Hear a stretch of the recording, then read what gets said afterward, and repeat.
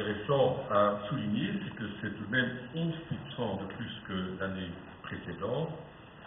Et en 5 ans, si on remonte un peu plus loin, on constate que nous avons doublé les recettes.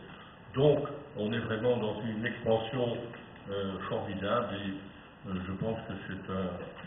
Il faut aussi remercier toute l'équipe du CAP 48, à la fois les professionnels qui sont au sommet pour organiser l'ensemble et tous les bénévoles sur le terrain. Parce qu'on demande souvent d'où vient tout cet argent. Eh bien, je vais le préciser très rapidement pour ne pas prendre trop de votre temps.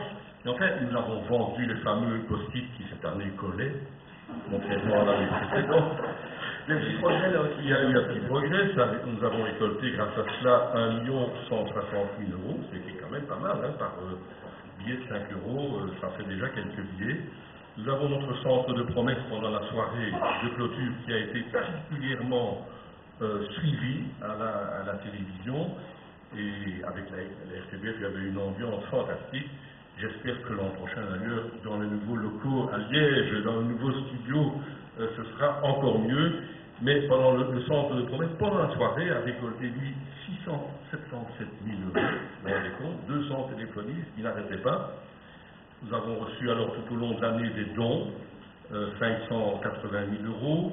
Nous avons des partenariats privés, nous avons des partenariats publics, ça fait tout de même 1 150 000 €. Nous avons aussi cette année pu bénéficier d'un héritage assez important qui a permis d'aider 3 gros projets dans la région bruxelloise et au Brabant wallon.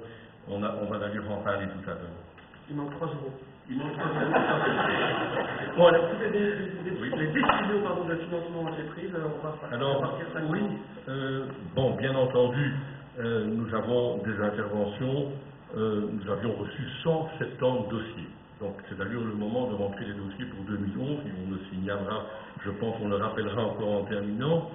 Nous avions reçu 170 dossiers, il y a un jury qui est composé de personnes qui sont sensibilisées au secteur, ce jury examine tous les dossiers, nous avons des visites sur place pour aller voir si le dossier est bien en ordre, si le projet est raisonnable, n'est pas trop, ni trop ambitieux, ni trop peu ambitieux parfois.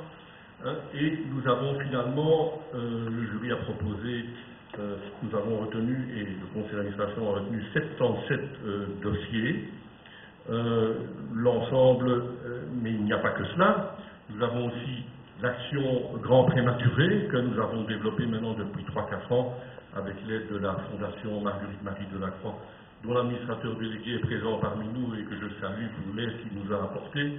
On l'a développé ensemble et là nous allons consacrer 570 000 € à ce dossier-là cette année, avec l'espoir, je le dis déjà, on est en train de discuter pour que ce projet que nous avons mis en route, qui est maintenant un suivi des enfants grands prématurés, que ce projet soit repris dans le cadre de l'INAMI, parce qu'en fait, c'est bien le rôle de l'INAMI de financer comme des soins ce suivi des enfants nés grands prématurés.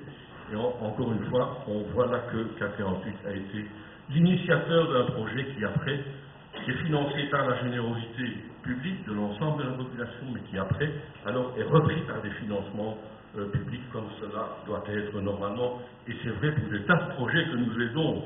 Hein, on a notre effet levier, notre effet déclencheur, et puis après on s'est repris par des financements publics. Il y a l'action école accessible aussi, 310 000 €.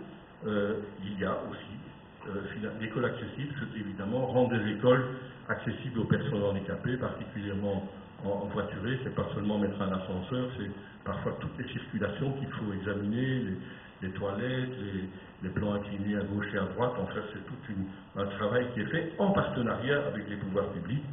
Et puis nous avons aussi les frais de gestion et d'administration et les frais de campagne que nous essayons de maintenir le plus bas possible, c'est-à-dire pour l'instant 13%, ce qui reste très raisonnable.